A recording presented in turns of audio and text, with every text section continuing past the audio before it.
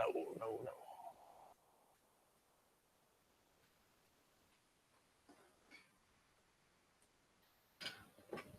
So when we start talking about 19th century progress, does anybody have a definition of what progress is?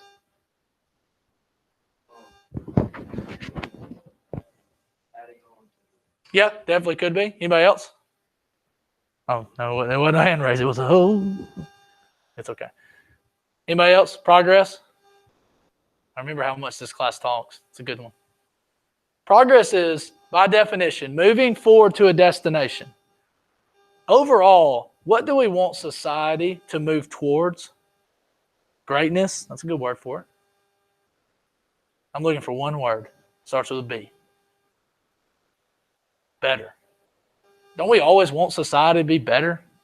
I mean, we want technology to be better. We want people to act better. We want better equality. Everything's supposed to be better. We're supposed to be moving towards that. So that's the destination for society. It's to get to better. Well, the 19th century saw that happen. And you're going to see where it was and kind of where it got to through these stations. Usually we would space these out in the room and you get up and walk around and you go to the different stations and you fill out your work as you go. And we'd get up and you get out of the desk. We don't get to do that this year, and you don't get to even do it in class. You're going to have to do this one at home as well. So you have 5 stations. The 5 stations are as follows. Inventions, station 1. Station 2 is medicine. Station 3 is science. Station 4 is behavior. And station 5 is mass culture. At the very bottom of this assignment, everything is inclusive. It's all on the same page. You don't have to leave and go anywhere except when you click and you go to YouTube or something like that. Is where all the work is. So when you get to do this assignment, has anybody done it yet? Some of you look at it and you went, no, I'm not doing this yet. Sydney, it's okay. I would have too. Because again, do it. Don't worry about it. It was y'all were going to do it in class. So now you'll have to do it at home, but don't worry about due dates. Just do it, okay? Your work is at the bottom, and it's not as bad as it looks, I promise. It's about 20 things to do, 20 little parts like questions or fill in this little bit. It's not like 20 different assignments. It's like define this word, things like that. Okay? So like here's the part for station 1. Here's the part for station 2, station 3, station 4, and station 5. Like I said, it looks longer than it is. I saw people finish it in class, so it doesn't take long as long as you work. We go back up, I'll show you how to do all of it. So station 1 is looking through a Google Slides presentation about new inventions and then filling in the worksheet at the bottom. We click here, we go to the information. So you leave, but you're just going to another thing. It says inventions make life easier. And when it loads, because my computer's slow, you'll see here you have a slide that has a picture on it and a name. What's the picture of, guys? Light bulb, right? Who was the light bulb invented by? Thomas Edison. You probably knew that beforehand, and that's fine. But that's one part of that first worksheet. All you have to do is write Thomas Edison. That's the person that invented the light bulb. The second part is, why was this life-changing? What did the light bulb do to change our lives? Yes, 1 to 2 sentences. Yes, and it has a little reading down here at the bottom to help you with the significance. But it says it right here. But what is the reason why it's significant to us? Why is the light bulb important? It does, but so does the sun. So we got to dive a little bit deeper. Yeah. The sun helps us during the day, but what helps us at night? Yeah, the light bulb. The dark does not help us at night. I guess it could. But y'all sleep during the day, so y'all stay up at night. So there would be no nightlife. There would be no college sporting events at night. I mean, like Wrigley Field didn't have lights until like a couple years ago, so no baseball at night. There would be no driving at night. There would be no going to town at night without the light bulb. So the light bulb changed things for us like that, okay? And you do the same thing for each one of them. So if we go down here, you have what in the picture? It's an automobile. It's the Model T, okay? It was created by Henry Ford. Why is it significant? Yeah, but what did it do? I mean, I can walk. I can transport myself anywhere.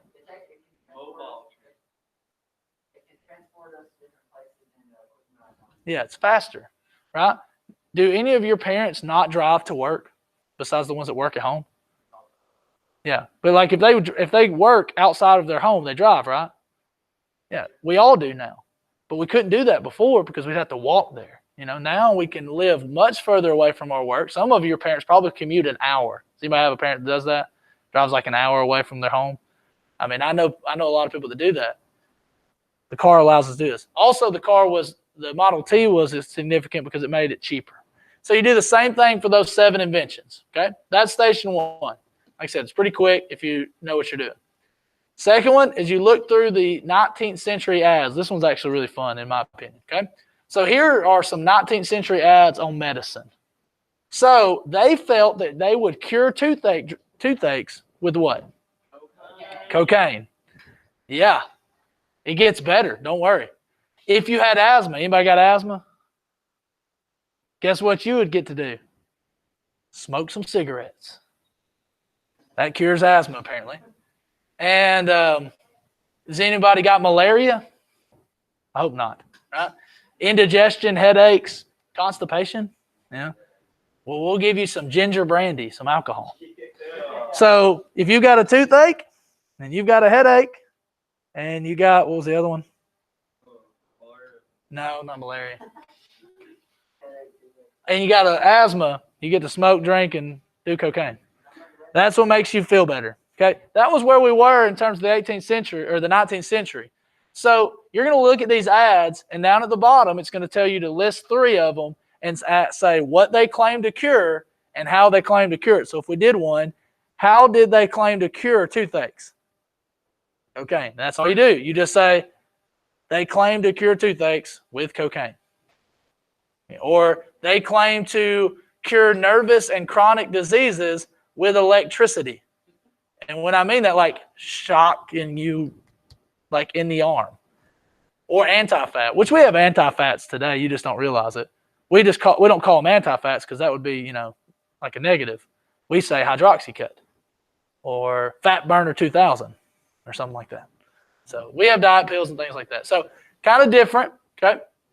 After you do that part, you read this information and see how they changed science and medicine, Joseph Lister and Louis Pasteur, and you kind of just summarize their findings, okay? That's station 2. Station 3, you're going to be reading about genetics and Gregor Mendel and Charles Darwin and evolution. Charles Darwin, you're going to watch a little 3-minute video and answer questions based on it. Gregor Mendel, you'll be reading about here, and he's the guy that came up with why you have blue eyes or green eyes or all these traits. Like my parents both have brown eyes, I have brown eyes, but my brother has green eyes. So he has a recessive trait in him that just came out, just randomly. Well, some people have blue eyes, and it's because their parents both have blue eyes. Some of you have blue eyes because you have a recessive trait. It's okay. It doesn't mean anything's wrong with you unless, you're Sydney. Sydney has blue eyes. Right? Nailed it. Do your parents have blue eyes? See, it's just recessive. It's just something about genetics. It just kicks in sometimes and sometimes it doesn't. But you will look at that experiment here and you'll see that, okay? Next one is something called Ivan Pavlov's experiment. You're going to read about something called classical condition. You are all classically conditioned because you all, when you come in this classroom, for the most part, you do 2 things without me even having to say it anymore because I've got you classically trained to do it. What do you do when you come in here? Sit down and then get on your Chromebook because that's what you've been trained to do. And, if the bell were to ring in this class, what would y'all do? Y'all would leave because that's what you've been trained to do your whole life. So what he did is he first started working on this with dogs. And he learned that if he rang a bell and gave them food, they would eat because they're going to eat. So he kept ringing the bell and giving them food, ringing the bell, giving them food, ringing the bell, giving them food. Well, eventually, when he rang the bell, the dogs started salivating, making saliva. Because guess what they started thinking that bell meant? They're going to eat. So he learned that he could stimulate their mind with a noise or a sound or a thought. Because if I walk in this room, what do y'all usually do? Get real quiet. Because your mind is stimulated by the teacher coming in. So that's classically training. And you've been classically trained for most of your life. So you think you're not being manipulated, but you are. That's Ivan Pavlov's. And you get to play a little game, but I would rather you just read this information. That's where you're going to get the basis of your summary from. The last one is very much similar to the first one. You click on this link here, and you'll go to a Google slide presentation, and you'll answer questions that go along with it. This is where you learn about the society you basically live in. You all live in a society where music, entertainment is available to you, right? Sports, y'all get to watch them. Most of you probably watched Alabama play last night. Before the 1800s, that wasn't the case. Music, sports, high society. You didn't get to be a part of it. Now you have Spotify, Apple Music. It's all available to you. So the society you live in was born in the 1800s. So you're learning about how this society was born that we live in, okay? And you'll just see that, like the Olympics. Y'all like, who likes the Olympics? Y'all like the Olympics? I do. You're good. It's fine. You're good. You're good. And so make sure that you read about those things and fill out this information down here at the bottom. Okay? Do y'all have any questions? Hold on just a minute.